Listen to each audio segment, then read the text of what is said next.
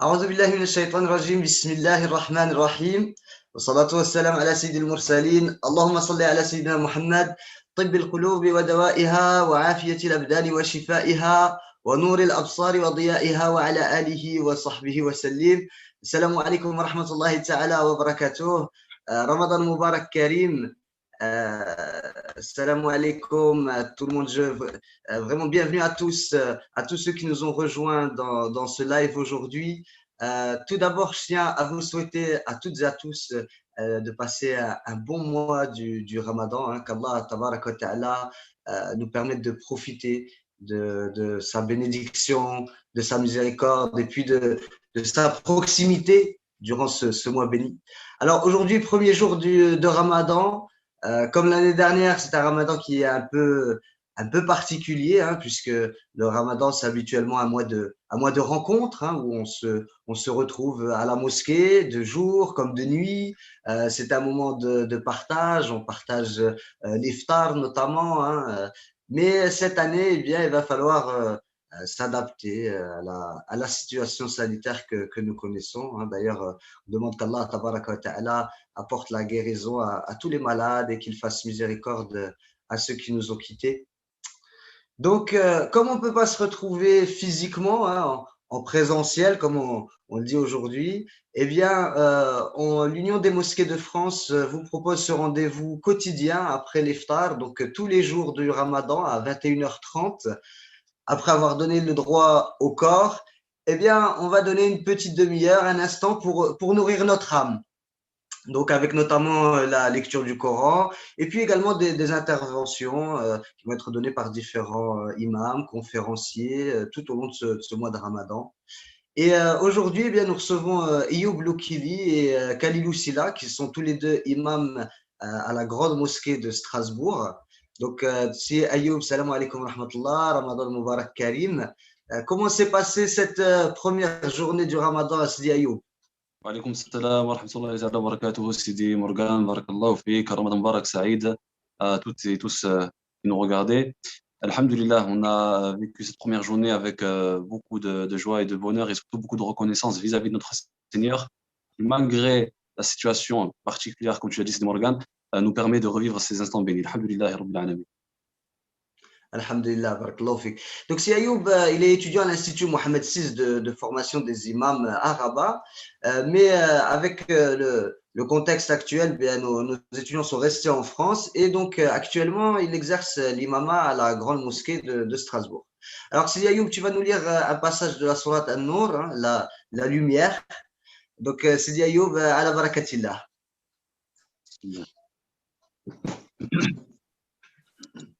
أعوذ بالله من الشيطان الرجيم بسم الله الرحمن الرحيم الله نور السماوات والأرض مثل نوره كمشكاة فيها مصباح المصباح في زجاجة الزجاجة كأنها كوكب دري يوقد من شجرة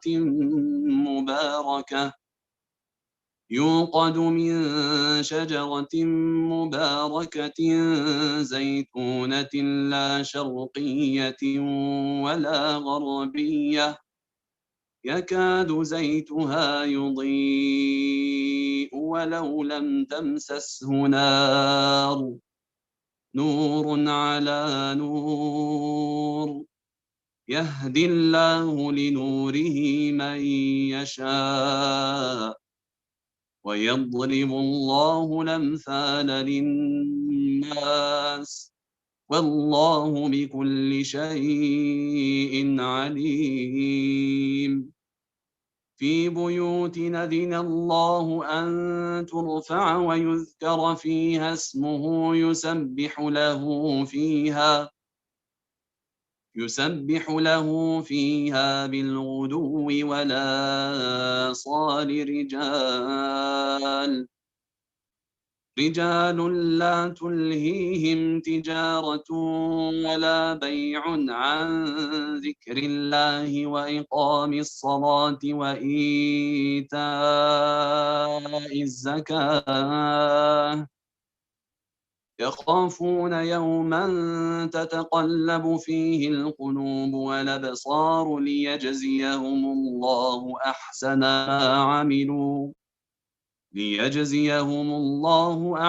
ما عملوا ويزيدهم من فضله والله يرزق من يشاء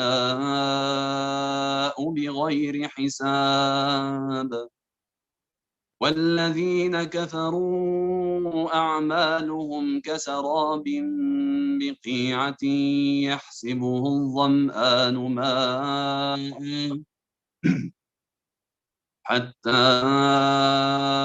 إذا جاءه لم يجده شيئا ووجد الله عنده فوفاه حسابه والله سريع الحساب أو كظلمات في بحر لج يغشاه موج من فوقه موج من فوقه سحاب ظلمات بعضها فوق بعض إذا أخرج يده لم يكد يراها ومن لم يجعل الله له نورا فما له من نور صدق الله العظيم.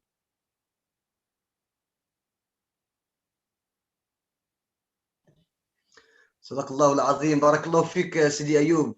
الله ينورك سيدي ويجزاك النور على نور. Merci beaucoup.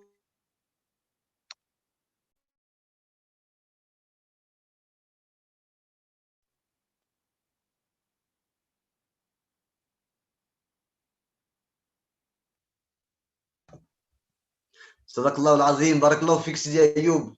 الله ينورك ويزيدك نور على نور سيدي. Merci beaucoup سي أيوب pour ta récitation. Qu'Allah te récompense et qu'il te rajoute.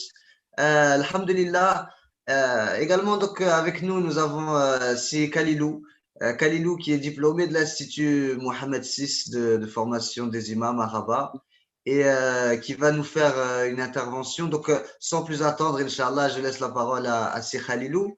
Simplement, Khalilou, comment est-ce que ça se passe chez vous à Strasbourg, au sein de la mosquée pendant le mois du Ramadan?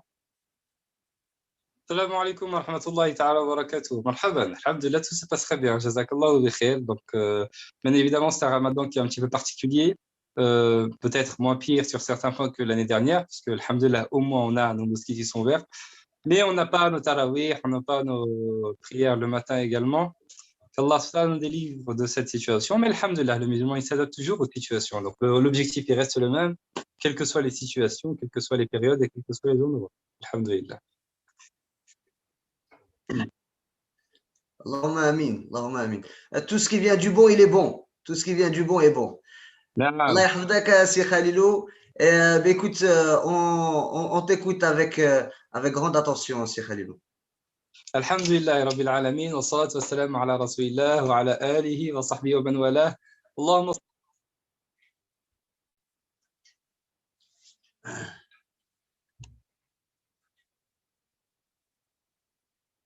محمد وعلى آل سيدنا محمد كما باركت على سيدنا إبراهيم وعلى آل سيدنا إبراهيم في العالم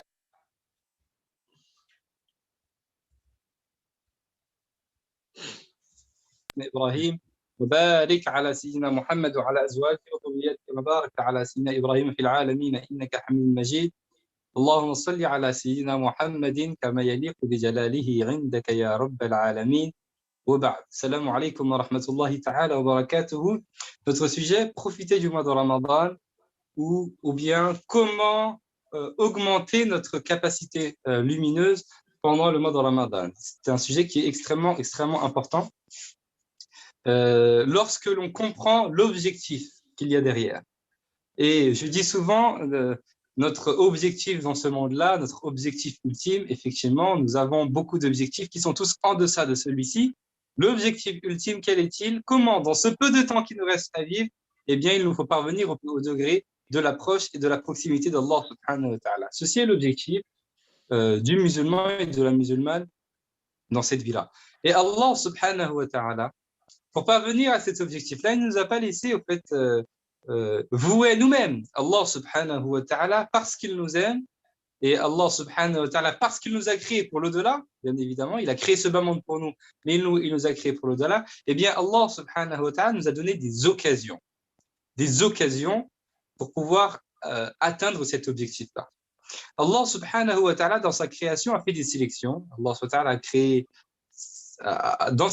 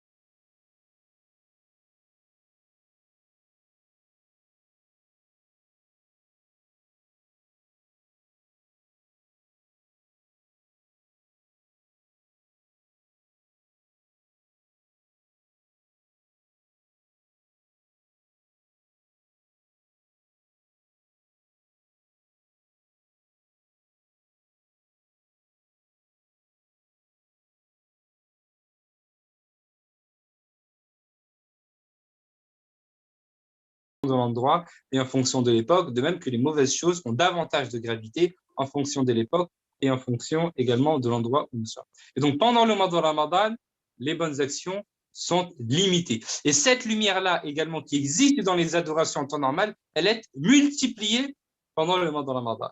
Il nous faut donc nous exposer à cette lumière d'Allah subhanahu wa ta'ala. Comment faire en sorte que le mois de Ramadan ne soit pas au fait un mois de Ramadan comme il l'est pour beaucoup de personnes, à savoir un petit peu au fait quelque chose qui est devenu traditionnel, qui est devenu culturel, etc., etc. C'est très bien sur certains éléments, mais comment faire en sorte que le mois de Ramadan réellement au fait il change ma vie, il change ma vie. Comment faire en sorte que ce mois de Ramadan, lorsque je le commence, effectivement, j'ai un certain nombre de choses installées dans ma vie. Et lorsque vient la fin de ce mois de Ramadan, je vois que réellement, il y a des choses concrètes qui ont changé dans ma vie, des choses qui se sont ancrées profondément dans ma vie. Comment est-ce que je fais en sorte pour arriver à cela? Pour faire en sorte que tous les ans désormais, lorsque vient le mois de Ramadan, eh bien, ma vie, elle change pour être meilleure que ce qu'elle était auparavant. Comment est-ce que je fais pour m'exposer à cette lumière d'Allah subhanahu wa ta'ala? Eh bien, il me faut faire en sorte de ne manquer absolument aucune occasion qui m'est donnée pendant ce mois de Ramadan de m'exposer à cette lumière d'Allah subhanahu wa ta'ala. C'est fondamental.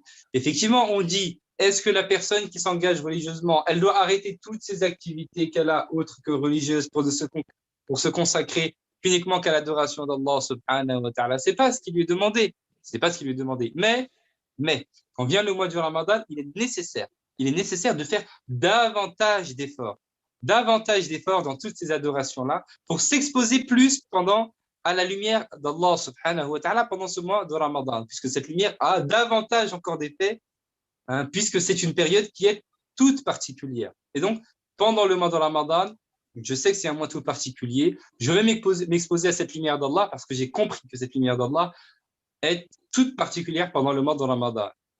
Eh bien, je ne peux pas laisser passer, au fait, un jour de Ramadan sans avoir ouvert le livre d'Allah subhanahu wa ta'ala. Comme vous savez, le prophète sallallahu alayhi wa sallam était visité par Jibril pendant le mois de Ramadan et ensemble, donc, ils révisaient, ils étudiaient le Coran ensemble, le prophète sallallahu alayhi wa sallam et Jibril pendant le mois de Ramadan. Et donc, le mois de Ramadan, c'est le mois du Coran. Le mois de Ramadan, c'est le mois du Coran. Dans le Coran, il y a une lumière toute particulière. Dans la récitation du Coran, dans la lecture du Coran, dans l'avancée dans le Coran, pendant le mois du Ramadan, il y a une lumière qui est encore plus particulière. Il y a une lumière qui est encore plus particulière que cela. Et donc, toute première chose, et bien évidemment la meilleure, comme dit le prophète sallallahu alayhi wa sallam, qala Rasulullah sallallahu alayhi wa sallam, khayrukum man ta'allama al-Qur'ana. Il dit le meilleur d'entre vous, c'est celui qui a appris le Coran et qui l'a enseigné. Il dit également man qara'a harfan min kitabillah falahu hasanah wal hasanatu bi'ashri amthaliha wala aqulu alif lam mim harf walakin alif harf wa lam harf wa mim harf. Tout ça, ce sont donc des récompenses que l'on a à la lecture du Coran, qui est donc un acte déjà très aimé d'Allah subhanahu wa ta'ala, déjà particulier, qui nous permet de nous exposer à la lumière d'Allah subhanahu wa ta'ala, mais encore plus pendant le mois de Ramadan. Oui, mais je n'ai pas la possibilité de donner énormément de temps au Coran, je travaille, j'ai les études, j'ai les enfants, j'ai la famille, etc., etc., etc. Allah subhanahu wa ta'ala, mes très chers frères, mes très chères sœurs, ne nous demande pas le résultat. Allah subhanahu wa ta'ala nous demande l'effort.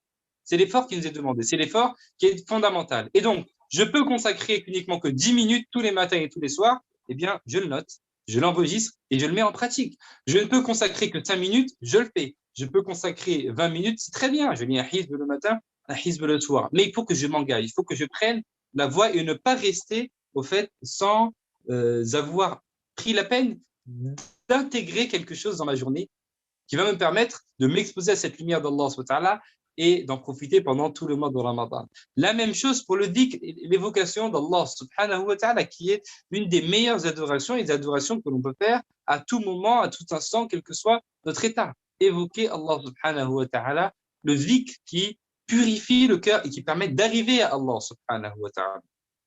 Pourquoi est-ce que ce dhikr également a une place toute particulière dans notre religion et pour les personnes qui souhaitent arriver à Allah subhanahu wa ta'ala. Très simplement parce que, de par l'objectif qu'il y a derrière le dhikr, l'évocation d'Allah subhanahu wa ta'ala. Quel est l'objectif de l'évocation d'Allah subhanahu wa ta'ala? Et quel est l'objectif du dhikr d'Allah subhanahu wa ta'ala? L'objectif, c'est très simplement d'arriver à ce tout dernier niveau de la religion, dont on a tant entendu parler. Al-ihsan, le fait que tu adores Allah subhanahu wa ta'ala comme si tu le voyais. Car si tu ne le vois pas, assurément, lui, il te voit. Ceci est l'objectif du dhikr. J'évoque Allah subhanahu wa ta'ala avec pour objectif d'atteindre un état dans lequel, quel que soit l'endroit où je suis, au fait, 24 heures sur 24, 7 jours sur 7, où que je sois, je fais les choses et je vis comme si je voyais Allah subhanahu wa ta'ala. Ou bien, en ayant conscience qu'Allah subhanahu wa ta'ala me voit, qu'Allah m'entend, qu'Allah sait ce que je pense, etc., etc., etc. Voilà l'objectif du dhikr. Et c'est pourquoi c'est une adoration qui est fondamentale et qui, elle aussi, a une lumière toute particulière sous laquelle il faut nous exposer. Donc, comment j'augmente ma capacité lumineuse pendant le mois de Ramadan? Eh bien, il faut que j'ai mon programme de Coran. C'est fondamental. Il faut que j'ai mon programme d'évocation, de dhikr. C'est fondamental. Il faut que j'ai également mon programme d'invocation. Le prophète sallallahu alayhi wa sallam dit « Ad-du'a huwa al-ibada » Ad-du'a huwa al-ibada. Il dit l'invocation, le fait de faire des supplications à Allah subhanahu wa ta'ala avec concentration, avec dévotion, eh bien ceci, c'est l'adoration même. C'est l'adoration même. Également, multiplier les prières surérogatoires et parmi elles, les prières de Tarawih, qui ont également une lumière qui est fondamentale. Vous l'avez compris. Comment est-ce que je fais pour augmenter ma capacité lumineuse pendant le mois de Ramadan? Eh bien, je m'expose autant que possible à tous ces éléments à travers lesquels Allah subhanahu wa ta'ala permet au fait d'atteindre cette lumière-là. Toutes les bonnes actions et toutes les adorations que nous avons pendant le mois de Ramadan, je m'y expose autant que possible afin d'augmenter en moi cette capacité lumineuse. Il y a des personnes qui, des Ramadan après Ramadan, en fait, année après année, s'exposent à ces lumières là, mais n'en retirent rien du tout, en fait. N'en retirent strictement rien. Puisqu'il y a des éléments que l'on peut avoir en nous-mêmes et qui nous empêchent, au fait, de profiter de cette lumière-là. À fond, je fais le mois de Ramadan, je jeûne avec espoir de la récompense d'Allah, et je le fais par amour pour Allah, mais j'ai dans mon cœur, au fait, de la haine envers une personne et des choses très mauvaises, ce qu'on appelle ma'asi al-qulub, les péchés du cœur. Eh bien, ce sont des éléments, ces péchés du cœur, qui, comment dire, qui empêchent de profiter de cette lumière. Okay, cette lumière veut m'atteindre, elle trouve mon cœur déjà rempli. Et donc, elle s'en va. On voit des personnes, parfois, pendant des années et des années, il n'y a pas de résultat. Et donc, il est nécessaire également, pendant ces journées de Ramadan, de nous purifier.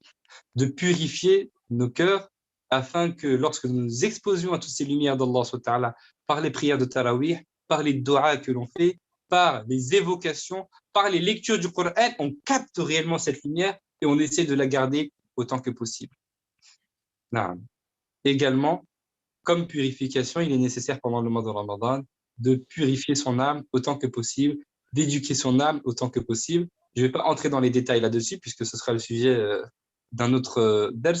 Simplement, on sait que pendant le mois de Ramadan, les shayatines et les djinns rebelles sont enchaînés.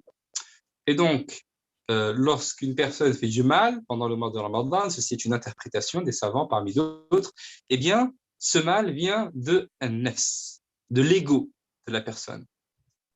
Et c'est pourquoi l'éducation et la bataille, au fait, contre l'ego pendant le mois de Ramadan est de mise.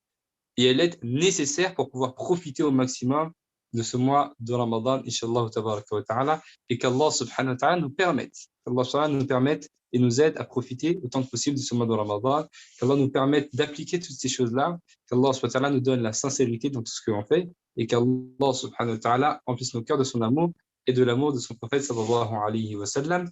Je ne veux pas être très long, on a commencé un petit peu en retard, Inch'Allah. Donc, je vais m'arrêter là. Jazakumullahu khairan wa barakallahu fikum. Ramadan Mubarak. As'alullah subhanahu wa ta'ala an yubarik lana في هذا الشهر المبارك وأن يعيننا فيه على الصيام والقيام إن شاء الله تبارك وتعالى. Allahumma amin, Sir Khalilou, barakallahu fik, merci beaucoup. Donc, vraiment, pour cette intervention, on retiendra que, alhamdulillah, le mois de Ramadan, c'est une occasion d'augmenter notre capacité lumineuse, comme tu l'as dit. Et pour cela, il faut s'exposer aux actions comme la lecture du Coran, le dhikr, l'invocation, la prière surrogatoire et rechercher cette purification intérieure التربية والتزكية. بارك الله فيك سيدي خليلو pour cette présentation, pour cet exposé. Jazakallahu khair.